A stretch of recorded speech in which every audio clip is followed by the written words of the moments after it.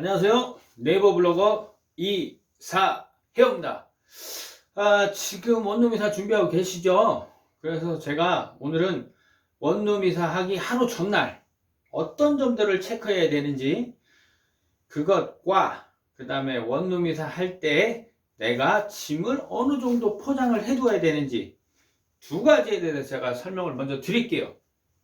그래서 하루 전에 내가 꼭 한 번은 체크해 두어야 되는 사항. 첫 번째가 뭐냐면 주차장 자리가 뭐냐면 우리 이삿짐 센터가 아침에 도착해서 차를 입구와 제일 가까운 곳에 대놓고 그 다음에 저희가 작업을 시작하잖아요. 그래서 아파트에 살고 계시다면 하루 전에 관리실에 가서 내일 몇 동 몇 호가 이사가 있으니까 주차장 자리 하나 잡아주세요, 두 개 잡아주세요, 뭐 이런 식으로 말씀을 해주시는 게 좋아요. 그 다음에 오피스텔도 마찬가지고요. 오피스텔 같은 경우 뭐 꽃가루 하나 세워놓으면 다른 차를 대지는 않죠.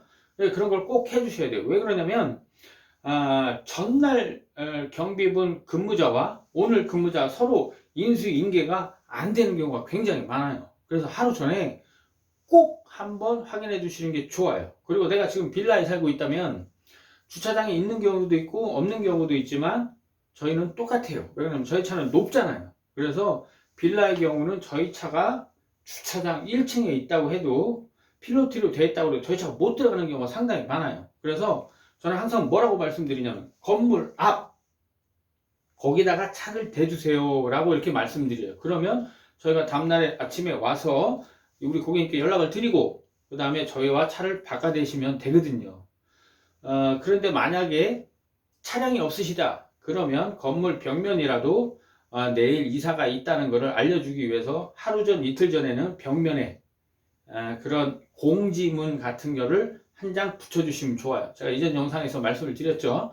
그런 것들을 해주시면 저희가 아침에 뭐 이사를 뭐 7시에 시작하는 경우도 있고 하니까 그러니까 7시에 시작을 하게 되면 저희 같은 경우는 한 6시 40분 30분에 도착을 하잖아요. 근데 그 시간에 전화를 해서 이동주차 부탁드립니다. 그러면 별로 안 좋아하시거든요. 왜 그러냐면 그 실내죠. 그 시간에 주무시고 계실 수도 있는데 몇 호가 이사하니까 차를 좀 빼달라. 이게 실내거든요. 그렇지만 그 전날이나 그 이틀 전에 내가 주차를 하다 보니까 내일 모레 여기 주차가 있고 이사가 있구나. 그리고 그 전날에 저녁에 내가 와서 거기다 차를 대면 내일 아침에 내가 차를 비켜줘야 되겠구나. 이런 생각들은 하시거든요. 그래서 공지문을 그런 경우에는 꼭 붙여주시면 좋아요. 자, 그 다음에 엘리베이터 예약. 엘리베이터 예약이 뭐냐면 아파트 같은 경우도 마찬가지예요. 관리실에 그 전날에 주차장 자리 부탁드리면서 엘리베이터로 내리시면 엘리베이터 사용하겠다고 꼭 통지를 해 주셔야 돼요. 그래서 저희가 아침에 도착을 해서 뭐 엘리베이터 보양을 해야 되는 경우면 관리실에서 바로 받을 수도 있게. 왜 그러냐면 보통 관리실 아침 9시에 문 열잖아요. 그죠? 그럼 경비분들이 내용을 알고 계시면 엘리베이터 보양제를 따로 빼놓으세요. 근데 이제 그게 전달이 잘 안 되면 이게 그런 데서 또 시간이 지체되거든요. 그래서 이제 그런 부분을 알고 계시면 좋고요. 근데 오피스텔 같은 경우야 뭐 항상 비치가 돼 있으니까 뭐 크게 상관은 없고 그 다음에 빌라에 사시는 경우에는 이웃분들한테 한번 공지를 해주시는 건 좋아요. 왜 그러냐면 내가 아침에 일찍 쿵쾅쿵쾅 거리는 것도 있고 그 다음에 엘리베이터 빌라는 좀 작잖아요. 그래서 엘리베이터 문 열렸다 닫았다는 이 바깥쪽 면이 있죠. 그런 데에다가 A4 용지로 적어서 몇 호가 며칠 날 몇 시부터 이사를 시작하니 양해 부탁드립니다.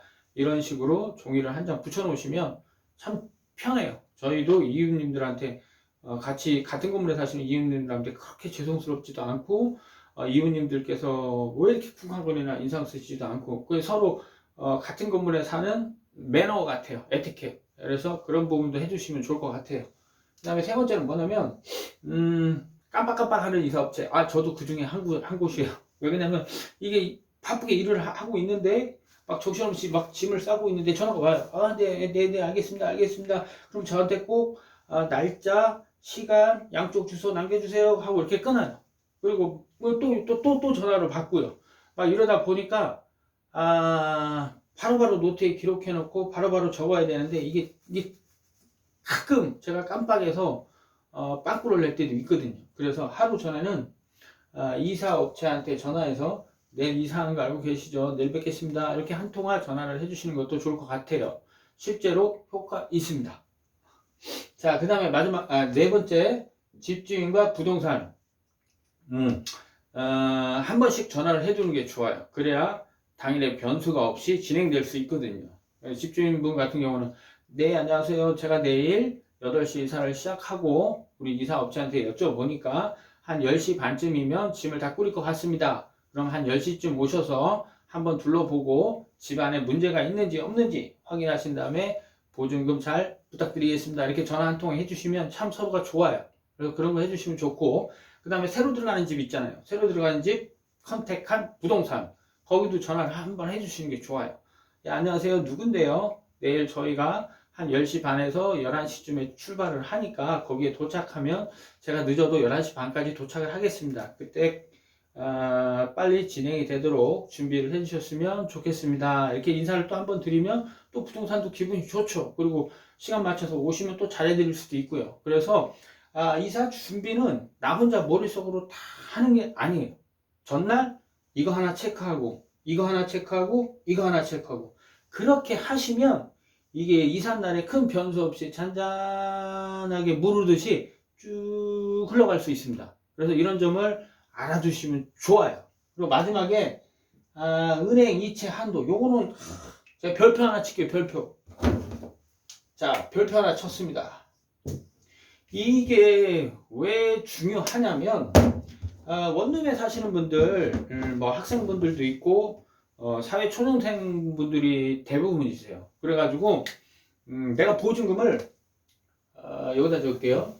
보증금을 지금 사는 집이 500짜리의 집이다. 거기에서 내가 2000으로 늘려서 간다. 이런 경우. 근데 은행에서 내가 한 번에 이체할 수 있는 한도 꼭 확인해 주셔야 돼요. 이체 한도예요. 한도.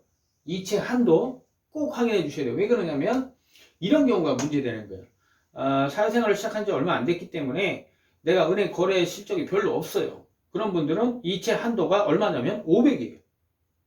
500 이상은 내가 돈을 가지고 있어도 송금을 할 수가 없어요. 이거 사실이에요. 그래서 보통 이런 경우에 이렇게 큰 금액으로 늘려서 가는 경우에는 뭐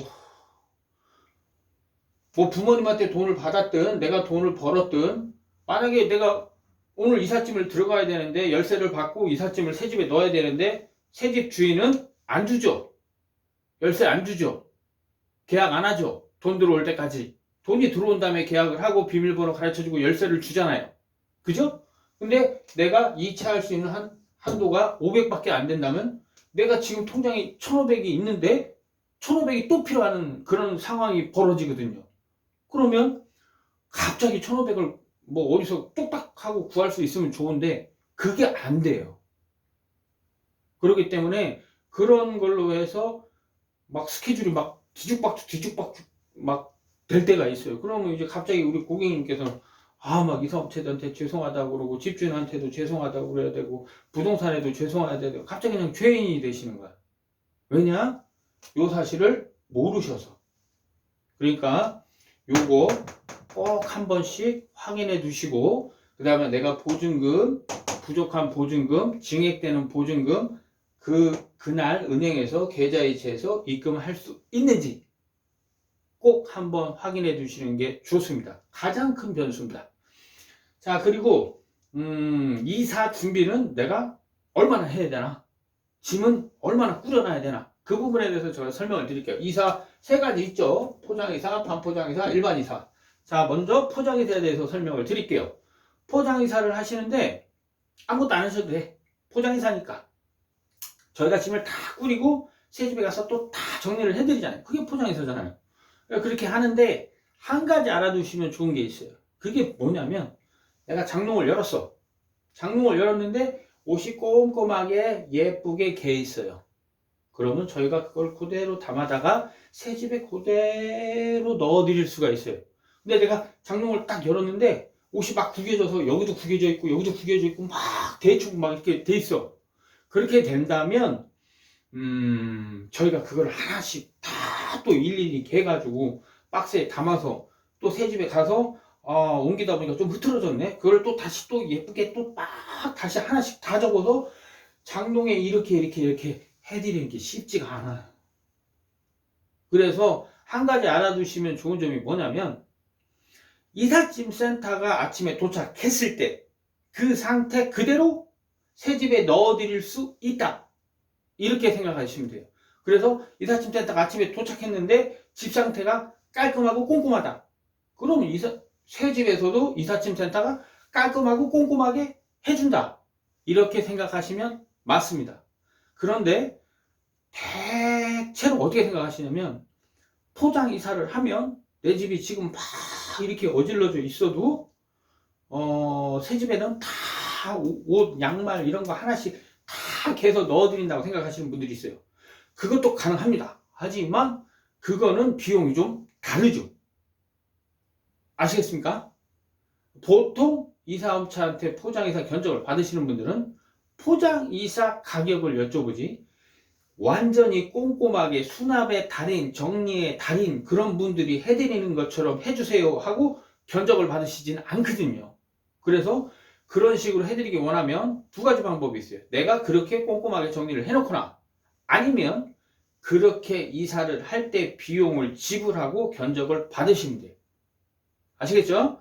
내가 포장이사를 진행하신다면 그 부분 아셔야 되고, 그다음에 반포장이사를 한다면 이전 영상에서도 제가 말씀드렸죠. 두 가지로 진행하잖아요.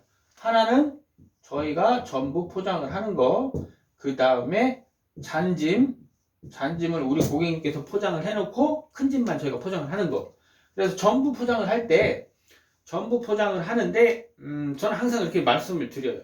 속옷, 그 다음에 귀중품, 이런 것들은 우리 고객님께서 따로 담아 주셨으면 좋겠습니다, 이렇게 말씀을 드려요. 왜 그러냐면, 귀걸이, 반지 이런 것들은 저희가 포장을 했어도 가끔 없어졌다고 말씀하시는 경우가 있어요. 근데 왜 그러냐면, 저희가 챙기다 보면 이렇게 반지통, 목걸이통 이런 거에 보통 넣어 놓으시는데, 그거를 저희가 까서 몇 개가 들어있었는지 확인을 하지는 않거든요.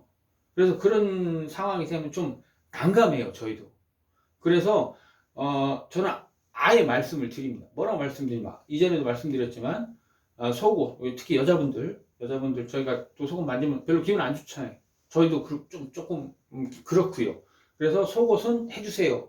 그 다음에 귀중품, 반지, 목걸이, 그 다음에 통장, 그 다음에 당일에 쓸 옷, 신발 이런 것들은 꼭 좀 따로 챙겨주세요, 이렇게 말씀을 드려요. 그래서 그런 부분은 좀 협조를 해주셨으면 좋겠습니다. 자, 그리고 일부 저희가 큰 짐만 포장을 할 때, 그럼 나머지 작은 짐들은 우리 고객님께서 박스에 다 나누어 담아 놓으시면 좋아요. 그리고 새 집에 들어가서 정리를 편하게 하시기 위해서는 되도록 여러 상자, 여러 박스에 나누어서 담으시는 게 좋고요. 자, 그리고 일반 이사로 할 때는 이것도 마찬가지로 제가 이전 영상에서 말씀드린 거 한 가지만 기억하시면 돼요. 내가 내 방에 있는 짐 다 꾸리면 한 10박스 정도면 될 것 같다. 절대 안 됩니다. 15박스를 준비하시는 게 좋아요.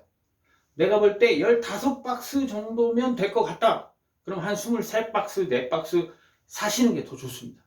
그래야 내가 모든 짐을 박스에 넣어서 담을 수 있는 확률이 높아집니다. 그렇지 않으면 저희가 가서 또 저희 박스에 또 짐을 막 또 담고 이렇게 하다 보면 이게 일반 이사인지 반포장 이사인지 이거를 추가 비용을 말씀을 드려야 되는지 안 드려야 되는지 서로 애매해집니다. 왜냐하면 계약상하고 달라지긴 달라졌는데 어떻게 해야 될지, 어떻게 말씀을 드려야 될지 서로 고민돼요, 그런 부분이. 그래서 그냥 깔끔하게 처리하는 게 좋을 것 같아요. 그래서 제가 오늘 두 가지 말씀드렸죠. 원룸이사 준비하신다면 내가 짐을 얼마만큼 꾸려놔야 되나, 자, 포장이사, 반포장이사, 일반이사 세 가지 나눠서 설명을 드렸고요. 자, 그 다음에 하루 전날, 이틀 전날에 하셔도 되고, 하루 전이나 이틀 전에 체크해 둘 사항 5가지 말씀드렸습니다. 자, 다음 영상에서는 제가 또 다른 정보로 이사하실 때 좋은 날 되실 수 있고 도움 되실 수 있도록 다른 영상으로 찾아뵙도록 하겠습니다. 감사합니다.